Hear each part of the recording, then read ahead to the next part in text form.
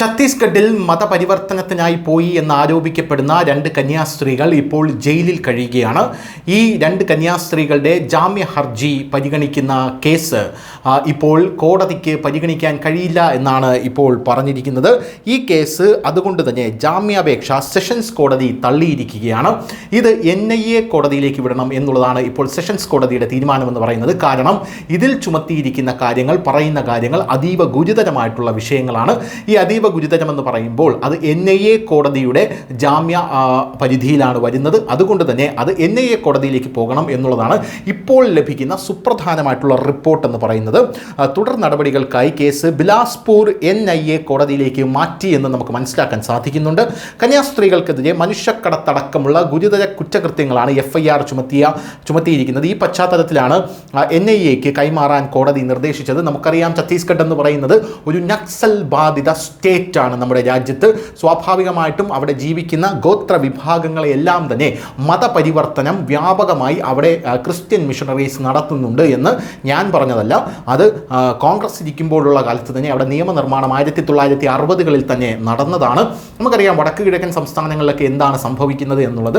മണിപ്പൂർ അടക്കമുള്ള സംസ്ഥാനങ്ങളിൽ, മിസോറാം, നാഗാലാൻഡ് അടക്കമുള്ള സംസ്ഥാനങ്ങൾ ഇപ്പോൾ പൂർണ്ണമായും ക്രിസ്തീയവൽക്കരിക്കപ്പെട്ട് കഴിഞ്ഞു കോൺഗ്രസിൻ്റെ ഭരണത്തിൻ്റെ കീഴിൽ. സ്വാഭാവികമായിട്ടും കോൺഗ്രസിൻ്റെ ഭരണത്തിന് കീഴിൽ അവർക്ക് ചില അജണ്ടകളൊക്കെ ഉണ്ടായിരുന്നിരിക്കാം. അങ്ങനെ ആ വടക്ക് കിഴക്കൻ സംസ്ഥാനങ്ങൾ സമ്പൂർണ്ണമായ ഒരു ഇവാഞ്ചലൈസേഷനിലേക്ക് പോയപ്പോഴാണ് അവിടെ അമേരിക്ക ഒരു ഇവാഞ്ചലിക് സ്റ്റേറ്റ് രൂപീകരിക്കാനുള്ള ശ്രമം നടത്തിയതും. നമുക്കറിയാം, ബംഗ്ലാദേശൊക്കെ വലിയ കലാപമുണ്ടായി. ഷേഖ് ഹസീനയൊക്കെ ഇങ്ങോട്ട് വരുന്നത് അതിൻ്റെ പശ്ചാത്തലത്തിലാണ്. ഷേഖ് ഹസീന തന്നെയാണ് ഈ കാര്യങ്ങളൊക്കെ പറഞ്ഞിരിക്കുന്നത്. എന്തായിരുന്നാലും തിരുവസ്ത്രം അണിഞ്ഞ കന്യാസ്ത്രീകൾ അവിടെ എത്തി മതപരിവർത്തനം നടത്തിയോ എന്നുള്ള ചോദ്യത്തിന് കേരളത്തിലിരുന്നു കൊണ്ട് തച്ചിനിരുന്ന് അങ്ങനെയല്ല എന്ന് ഇവരുടെ ടീമുകളെല്ലാം തന്നെ വാദിക്കുന്നുണ്ട്. പക്ഷേ അവിടെ ചെല്ലുമ്പോൾ ആ മണ്ണിൽ ചവിട്ടി നിൽക്കുന്ന ആൾക്കാർക്ക് മനസ്സിലാക്കാൻ സാധിക്കുന്നത് മറ്റ് ചില കാര്യങ്ങളാണ് കന്യാസ്ത്രീകളെക്കുറിച്ച്. എന്തായാലും ആ കാര്യങ്ങളുടെ അടിസ്ഥാനത്തിലാണ് കേസ് NIA കോടതിയിലേക്ക് വിടാനുള്ള തീരുമാനം ഇപ്പോൾ ഉണ്ടായിരിക്കുന്നത്. സ്വാഭാവികമായിട്ടും കേരളം എന്ന് പറയുന്ന സംസ്ഥാനത്ത് BJP ക്രിസ്ത്യൻ ഭൂരിപക്ഷത്തിൻ്റെ അല്ലെങ്കിൽ ക്രിസ്ത്യൻ സഭകളുടെ എല്ലാം വലിയ ശ്രദ്ധയാകർഷിച്ചും അവരുടെ സപ്പോർട്ടും നേടിവരുന്ന ഈ സാഹചര്യത്തിൽ മറ്റ് 2 പാർട്ടികളും വലിയ രീതിയിൽ വിഷമിച്ചിരിക്കുകയാണ്. തൃശ്ശൂരിൽ സുരേഷ് ഗോപിയൊക്കെ ജയിച്ചത് അത്തരത്തിലാണ്. അങ്ങനെയുള്ള സാഹചര്യത്തിൽ ഇവർക്ക് വീണ് കിട്ടിയ ഒരു സുവർണാവസരമാണ് ഈ കന്യാസ്ത്രീകളുടെ അറസ്റ്റ് എന്ന് പറയുന്നത്. നമുക്കറിയാം, ഈ കന്യാസ്ത്രീകളുടെ അറസ്റ്റ് രേഖപ്പെടുത്തി ജാമ്യ ഹർജി അവിടെ പോയി ജാമ്യം കിട്ടാതിരിക്കുന്ന സാഹചര്യത്തിൽ ഏറ്റവും കൂടുതൽ സന്തോഷിക്കുന്നത് ഈ കേരളത്തിലുള്ള ഇടത് വലത് മുന്നണികളാണ്. കന്യാസ്ത്രീകൾ ഒരുപക്ഷെ എന്നേക്കുമായി ജയിലിലേക്ക് പോകട്ടെ എന്നുള്ളതായിരിക്കും അവരുടെ മനസ്സിലെ നിലപാടെന്ന് പറയുന്നത്. അങ്ങനെ ഒരു സംഭവം ഉണ്ടായാൽ ആ കാര്യം പറഞ്ഞ് കേരളത്തിൽ ക്രൈസ്തവ സഭകൾക്കിടയിലും BJPക്കിടയിലും ഇവർക്ക് നുഴഞ്ഞു കയറി അതിനിടയിൽ വലിയൊരു ഗ്യാപ്പ് സൃഷ്ടിക്കാനായി സാധിക്കുമെന്നുള്ളതാണ് ഇവരുടെ പ്രധാനപ്പെട്ട ഉദ്ദേശം. ഇറ്റ്സ് പിറ്റി പൊളിറ്റിക്സ് എന്ന് നമുക്ക് വേണമെങ്കിൽ പറയാം. എല്ലാ കാര്യത്തിലും ഈ പൊളിറ്റിക്സ് ആപ്ലിക്കബിൾ ആണ്.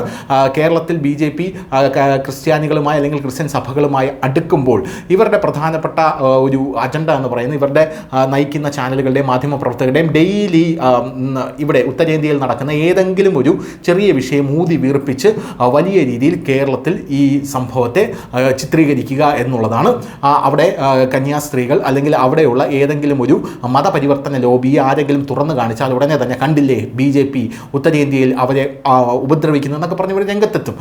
പക്ഷേ കേരളത്തിലേക്ക് വന്നു കഴിഞ്ഞാൽ, കേരളത്തിൽ പാലായിൽ ഒരു വൈദികനെ അയാളുടെ മേടയിൽ കയറി വണ്ടി ഇടിച്ച് അയാളെ കൊലപ്പെടുത്താൻ ശ്രമിച്ചൊരു കേസുണ്ട്. ആ കേസിനെ കുറിച്ച് ആരും മിണ്ടിപ്പോകരുത്, അങ്ങനെ മിണ്ടിയാൽ പിടിച്ച് അകത്തിടുമെന്ന് ആ രാത്രി തന്നെ തിട്ടൂരമിറക്കിയ കേരള പോലീസാണ് ഇവിടെ ഉള്ളത്. നമുക്ക് എല്ലാവർക്കും അറിയാം. ഇതൊക്കെ രാഷ്ട്രീയത്തിൻ്റെ ഭാഗമാണ്. അതുകൊണ്ട് അതൊന്നും കാര്യമാക്കേണ്ട ആവശ്യമില്ല. എന്തായാലും ഇപ്പോൾ ഈ കേസ് NIA കോടതിയിലേക്ക് വിട്ടിരിക്കുകയാണ്.